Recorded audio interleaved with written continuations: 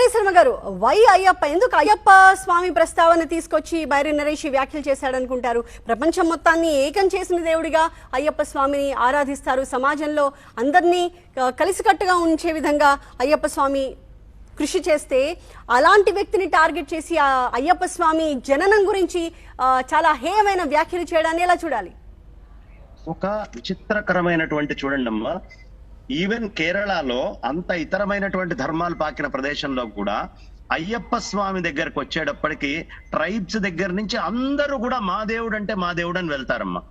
అయ్యప్ప స్వామి దగ్గర ఒక గొప్పతనం ఏంటంటే కులము, మతము, జాతి ఈ భేదాలు ఏం లేవు. అందరూ చక్కగా సహపంక్తిలో కూర్చొని భోజనం చేసి కులమతాలకు అతీతంగా, ఇప్పుడు స్వాముల్లో కూడా బ్రాహ్మణులు దీక్షగా తీసుకున్న వాళ్ళు ఇతరుల కాళ్ళకి నమస్కారం చేస్తూ ఉంటారు.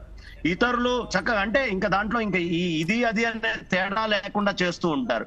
ఇలాంటి దేవుడు గనక ఒకవేళ బాగా విశేషంగా ప్రాచుర్యంలోకి వస్తే మళ్ళీ హిందూ సమాజంలో ఐక్యం అవడం అనేటటువంటిది జరుగుతుంది. కాబట్టి అసలు ఈ దేవుణ్ణే చేద్దాము. ఇంతకు ముందు కంచైలో ఏం చెప్పాడు? అయ్యప్ప స్వామి మా దేవుడు, మా ట్రైబ్స్ దేవుడు అని అప్పుడు వాదన చేసినప్పుడు చెప్తున్నారు. ఆ వాదనకి గుళ్ళు మూసేటప్పుడు ఒకటి మాట్లాడతారు. ఇవాళ వచ్చి అయ్యప్పనే చాలా హీనంగా, దీనంగా, దారుణంగా మాట్లాడేటువంటి స్టేట్మెంట్స్. వీళ్ళకి కావాల్సింది ఈ సమాజం విచ్ఛిన్నం కావాలి. ఈ హిందూ మతం అనేది ఏకీకృతమై ఎప్పుడు ఉండకూడదు.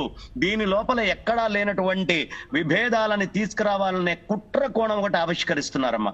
అయ్యప్ప ఇలాంటి కుట్రలు చేయడానికి అయ్యప్ప చాలా దూరంగా ఉంచుతారు అందరినీ కూడా. అలాంటి ఆయన్ని కూడా ఈ రంగంలోకి, నాకు తెలిసిన చాలా మంది క్రిస్టియన్స్ అయ్యప్ప దీక్షలు వేసుకునే వాళ్ళు ఉన్నారు. అలా అయ్యప్పని మిగతా వాళ్ళు కూడా నమ్ముతున్నారు. కాబట్టి దీన్ని ఎలా అయినా ఇచ్చేయాలని ఇప్పుడు కాదమ్మా, 1816 ఆ టైంలోనే కొచ్చిన్ స్టేట్ యొక్క సర్వే చేసినప్పుడే దీన్ని గుర్తించినటువంటి బ్రిటిష్ వాళ్ళు అప్పటి నుంచి ఈ స్వామిని ఏ విధంగా చేయాలని అప్పటి నుంచే జరిగింది. 1950లో ఈ గుడి విధ్వంసం చేయడానికి కూడా ప్రయత్నాలు జరిగినాయి. కాబట్టి ఈ స్వామిని ఎలా అయినా సరే ఈయన ప్రాచుర్యం, ప్రాబల్యం తగ్గించాలి అనే ప్రయత్నంలో ఇష్టం వచ్చినట్టుగా మాట్లాడుతున్నారు. కానీ ఆ స్వామి గురించి మీరు ఎంత ఎక్కువగా అవతల వాళ్ళు మాట్లాడతారో అంత సంఘటితం అవుతుంది హిందూ సమాజం. చాలా జాగ్రత్తగా ఒళ్ళు దగ్గర పెట్టుకొని ఎప్పుడైనా ఒక హిందూ ధర్మానికి సంబంధించిన స్వామి గురించి మాట్లాడేటప్పుడు చాలా నాలుకని అదుపులో ఉంచుకొని మాట్లాడాలి. అది లేకపోతే దాని పరిణామాలు కూడా అంతే తీవ్రంగా ఉంటాయి. హిందూ సమాజం యొక్క కోపానికి ఖచ్చితంగా గురవుతారు, దీంట్లో అనుమానం లేదు.